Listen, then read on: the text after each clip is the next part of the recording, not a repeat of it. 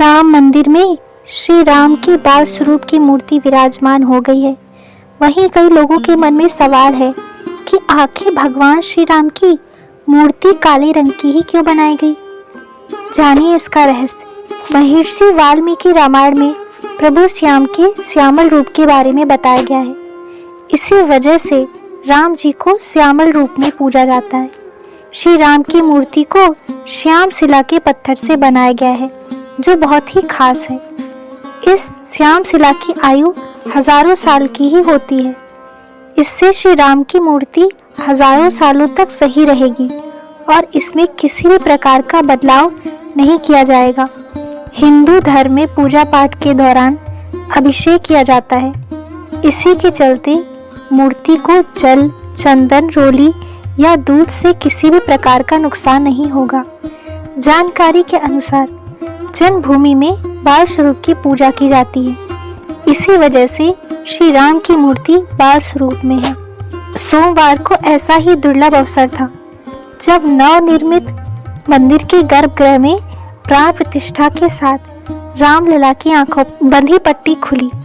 माथे पर पन्ना और हीरे का रामनंदीय तिलक, कानों में कुंडल, मुक्ताहार, कुछ ऐसी बोलती आंखों वाली है रामलला की प्रतिमा। रघुवर सरल अयोध्या श्री राम कहीं आते जाते नहीं है।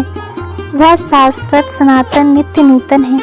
भक्तों के हृदय में है, जो सबरी की तरह युगों तक प्रतीक्षा कर सकते हैं और कभी कदाचित श्री राम अव्यक्त से व्यक्त होते हैं। सोमवार को ऐसा ही दुर्लभ अवसर था जब नवनिर्मित मंदिर के गर्भगृह में प्राण प्रतिष्ठा के साथ रामलला की आंखों पर बंधी पट्टी खुली। बोलती आंखें उन लोगों को गलत सिद्ध कर रही थी जो यह कहते थे कि पत्थर पिघल नहीं सकता। उन लोगों को आश्वस्त कर रही थी जो आवाज में असर के लिए आकुल अभिषिप्त होते हैं।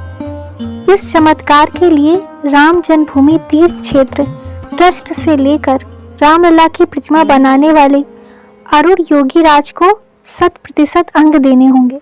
3 मूर्तिकारों को किया गया था चयनित।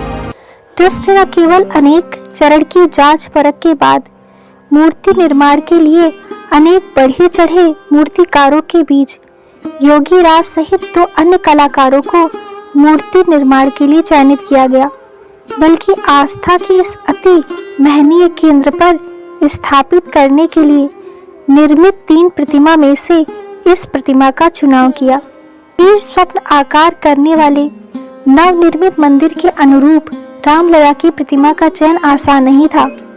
ट्रस्ट को रामायण एवं रामचरितमानस में वर्णित श्री राम के बाल स्वरूप के वर्णन से सहायता मिली।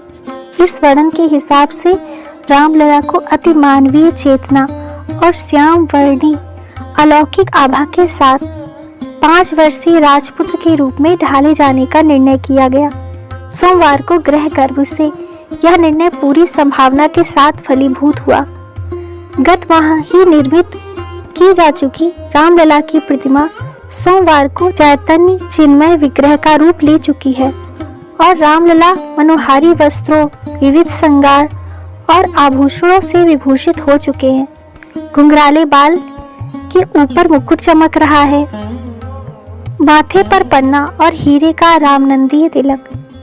आस्था के अतिरिक्त कला की दृष्टि से भी इसे देखना रोचक है।